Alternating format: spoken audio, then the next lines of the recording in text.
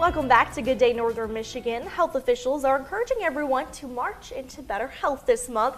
March is also National Nutrition Month. It's time to highlight the importance of healthy food choices.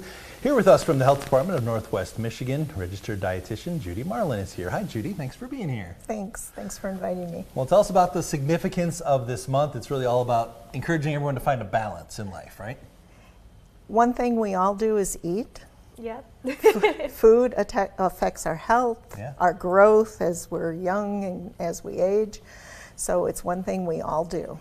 So National Nutrition Month has been around in some form for almost 50 years. It was a week celebration before that, but Okay. been around a long time. It's a whole month now. Yeah, and I know this is something where you want to kind of prioritize and promote not only healthy eating, but also physical activity. Kind of talk about how those go hand in hand to create a balanced life.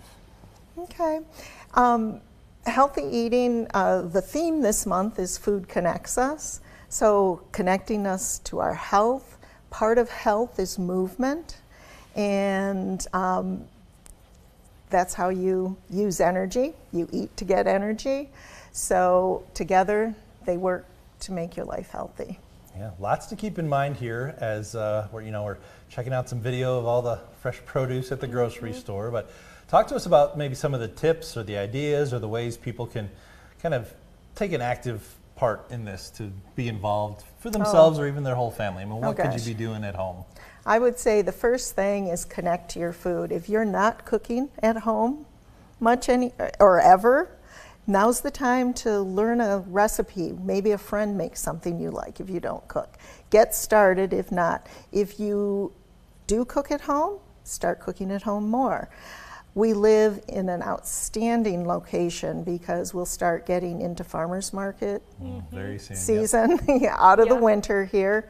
And we have so many local growers all over the region. And you can connect with them at the farmers markets, at their farm markets, at various grocery stores carry a lot of the local produce. I was going to say, we know Haley makes good cakes and cookies, but she probably Yeah, be that's doing probably not that what we're during talking about. Healthy Eating Month. So yeah, there is that. There's room for everything. Yes, a good balance. I do need to put that in. Okay, Yes, It's I love not that. total, Yes. yeah. Yeah. And Judi, I'd also love to know, I feel like this time of year can kind of be tricky for some people because it's like we're not fully into spring yet. We're still kind of in the edge of winter here. The punchkis, the Fat Tuesday, Yeah, a lot going on that way, but also like, what you eat is how you're going to feel. So do you have any tips and tricks for the winter months when we're not getting that natural sunlight, or what we should be eating to maybe kind of help our serotonin and our mood and to make us feel better and more energized? You want to eat, saying a balanced diet sounds boring, but you want to eat a variety. In the winter, frozen fruits and vegetables are fabulous to go for. Sometimes, watch for sales on the fresh produce. A lot of it's imported, but some of our local growers are growing year-round. So you want to try that. But you need fat, carbs, and protein. So you want to eat foods from all these categories. Make a variety of selections. You want to minimize sodium, minimize saturated fats, and you want to minimize added sugars. Those are just some general guidelines. Yeah, and I like that you said the frozen fruits and veggies too, because that's something you can do like at one of the last farmers markets of the year, is taking that fresh fruit and vegetables and putting it in the freezer so you have it for the winter, so it's still, local. And many of our orchards have outstanding selections, and some of the farm markets bring in from a lot of local growers. So, yeah. That's a great point. I mean, I have to brag for a minute. I had strawberries and blueberries this morning. You can brag. This was a big deal. Checked off my fruit for the month, if you know what I'm saying. For the month. Yeah, just wanted to point that out. Also, I was looking at some of the materials that you sent over, Judi, from the health department there. And you also talk about experiencing different foods, maybe that you've never tried before, different cultures, or maybe even trying to prepare something in a different way. I mean, that really can, I don't want to say spice it up, but I guess that is a good way to do it, to say it's just try something new and make this month a little more about fun than it is just about trying to be strict on what you eat. And don't limit it to just this month. Yeah, use this month to start doing that. Connect with a friend who maybe has a different heritage, different cultural background than you, and start enjoying some of their cultural foods if you haven't. I grew up in mid-Michigan, down south, a lot of Eastern European foods.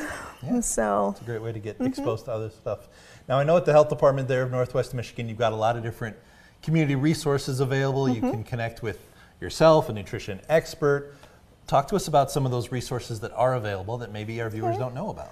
you can go to our website, nwhealth.org, to find all kinds of information. We do have a service for some residents in many of our counties called Community Connections that can connect you to various services. If you aren't aware of food access programs that are available in our region and others, SNAP, Supplemental Nutrition Assistance Program, WIC for women, infant, and children. So those are available, and you can get information on our website. And Judi, not to put you on the spot, but earlier in the show we were talking about how the prices of snacks are going up, and those aren't always the snacks that we should be consuming all the time. So this is a time maybe to dive into some healthier options. Do you have any, or just a couple you can list off for people to kind of transition from the Doritos to maybe something a little bit of a better option for us? Well, it all depends on personal tastes. Yep.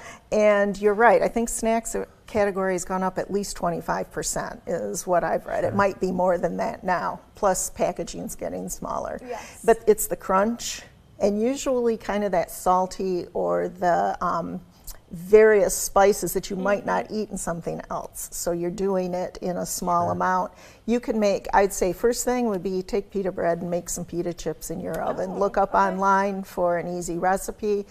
That would be a great way to crunch and use whatever kinds of seasonings you like. I was thinking Doritos flavored celery, but I think your idea sounds much more practical. But even taking celery and putting some peanut butter gives you a little bit of crunch, something different. So lots of good options out there. I also wanted to ask too, because you talk about the changes in your nutrition needs as you get older. What you needed at 16, 18, 21 is not what you need at 30, 40, 50 and beyond. Your body changes. Yes, usually we're kind of looking at about 70. So you've got a wide range in there. In my day-to-day work, I work with children up to age 5 and with pregnant and postpartum women. So a very specific nutritional needs group. When you get older, sometimes health conditions, if you have any kind of like surgery that affects absorption of nutrients, and just as you get older, sometimes how you absorb nutrients changes. So it's important to have a healthcare provider. And what I like too, from the materials you sent over, a registered dietitian like yourself. I mean, you're available to help folks with those questions, or even maybe personalize a plan. I mean, just trying to kind of get on the right path. Obviously, you're not spending a full-time 40 hours with somebody, but just getting them going in the right place. Just did it last night with one of our clients.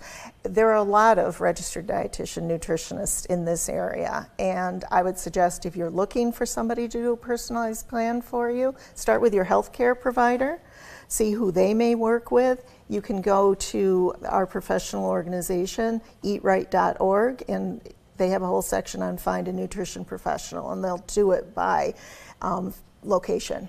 Very cool. That's great. Great. Well, give us the website one more time. Yes. Let folks know where they can go for some of those tips, and especially with the health department.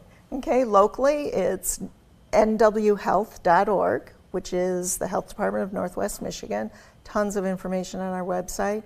And then to find a registered dietitian nutritionist, you can go to eatright.org, and they have a section on Find a Nutrition Professional.